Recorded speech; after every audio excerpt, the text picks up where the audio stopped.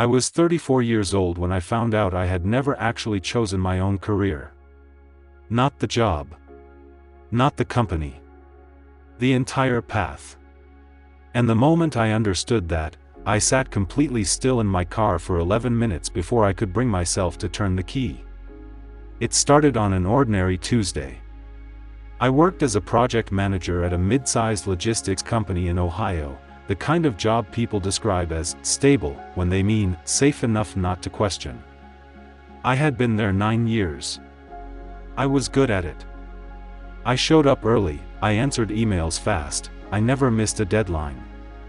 My co-workers joked that I was built for this place, and I used to smile when they said it, like it was a compliment about who I was. That morning, my manager asked me to sit in on an interview for a new hire. Just to observe, take notes, nothing more. The candidate was maybe 25, nervous in that specific way people are when they still believe interviews are about proving worth rather than fit. At one point my manager asked her the question every company asks, "Why did you choose this field?" She paused. Then she said something that stuck to me like a splinter I couldn't quite locate. She said, "Honestly, I'm not sure I chose it. I think I just never stopped."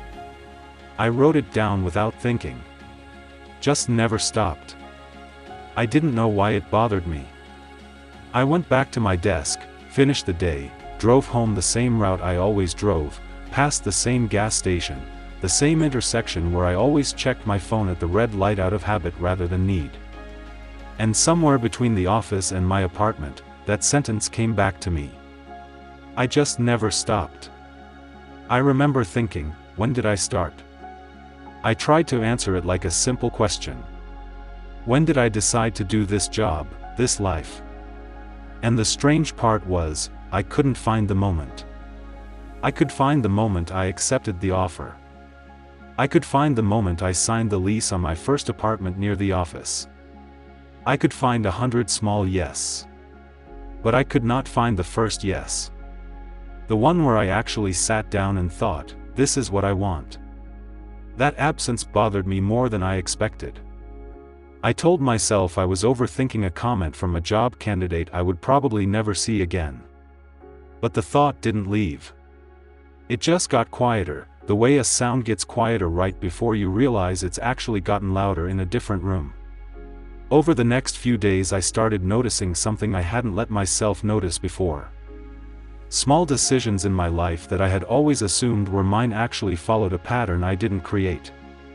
What I ordered at restaurants. Who I sat next to in meetings. Which arguments I avoided and which ones I picked.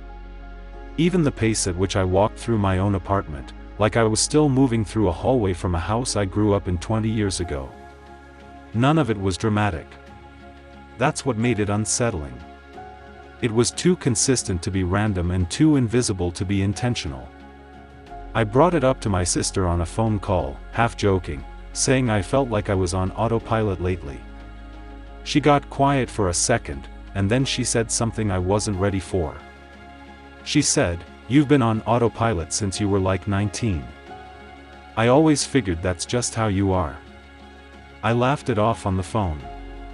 But after we hung up, I sat there turning that sentence over and over. Since you were 19. That was the year our father left.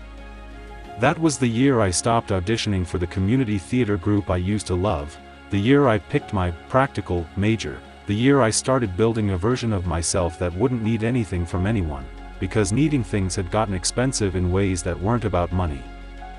I hadn't thought about any of that in years. Not because I'd resolved it. Because I'd buried it so efficiently I forgot it was there. That night I did something I hadn't done in a long time. I sat down and actually tried to trace my decisions backward, like pulling a thread to see where the sweater unravels from. And what I found wasn't comforting.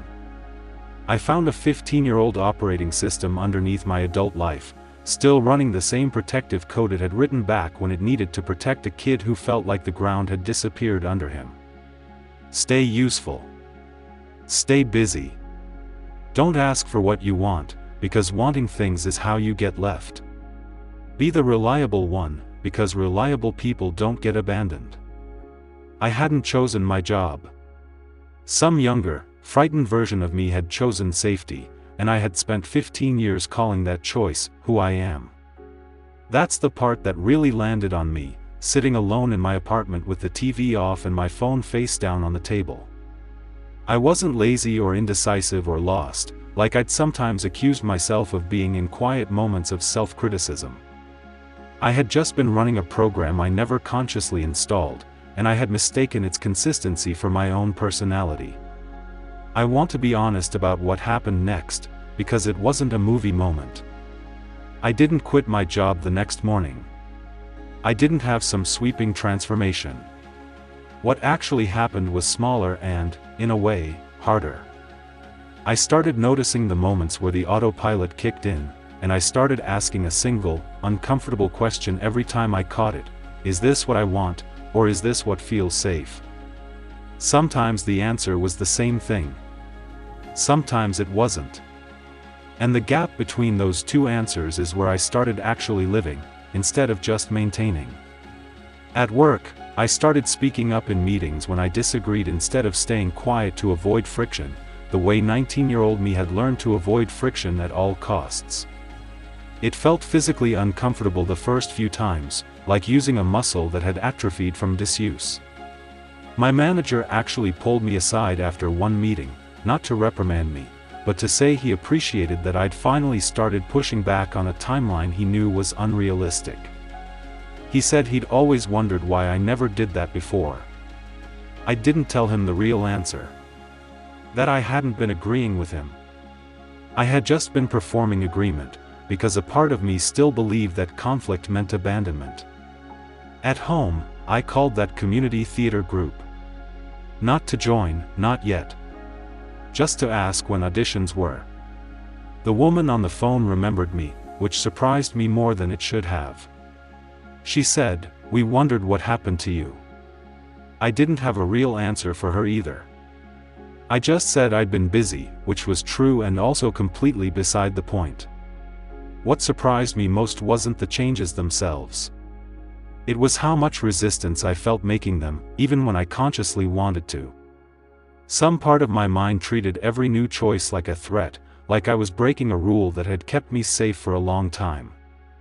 I had to remind myself, over and over, that the danger that rule was built for didn't exist anymore. I wasn't 19. I wasn't watching my family fall apart. I was 34, sitting in a stable job, financially fine, and the fear I kept feeling wasn't about the present at all. It was an old alarm going off in a house that had long since stopped being on fire. I think that's the part nobody really explains about the subconscious mind. It's not some mystical force working against you.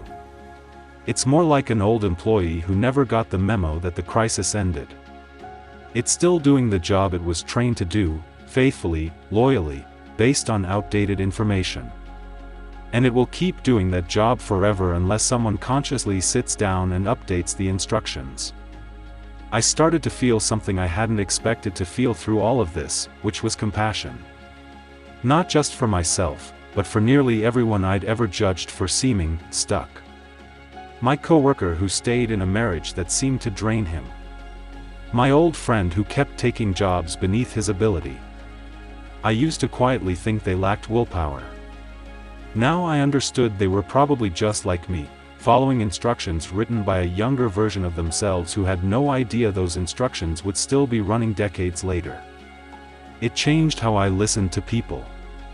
When someone described a pattern they couldn't seem to break, I stopped hearing weakness. I started hearing an old program, still faithfully executing a command nobody remembered giving. I didn't have some grand ending to this. I still work at the same company, actually. Some of the automatic choices in my life turned out, when I actually examined them, to be genuinely what I wanted. That surprised me too. Not everything the subconscious built was wrong. Some of it was just never chosen consciously, which is a different problem with a different solution. The solution isn't to burn your life down. It's to go back and actually sign your name to the parts worth keeping, and quietly rewrite the parts that were only ever meant to protect a person who doesn't exist anymore. I think about that job candidate sometimes, the one who said, "I think I just never stopped." I wonder if she ever went back and asked herself the question the way I did. I wonder how many of us are living inside decisions we made so long ago we've mistaken them for our nature. So I'll leave you with the same question that undid me on an ordinary Tuesday. If you traced your life backward, decision by decision, all the way to the very first yes, would you find yourself standing there? Or would you find someone much younger, still trying to keep you safe from something that stopped being dangerous a long time ago?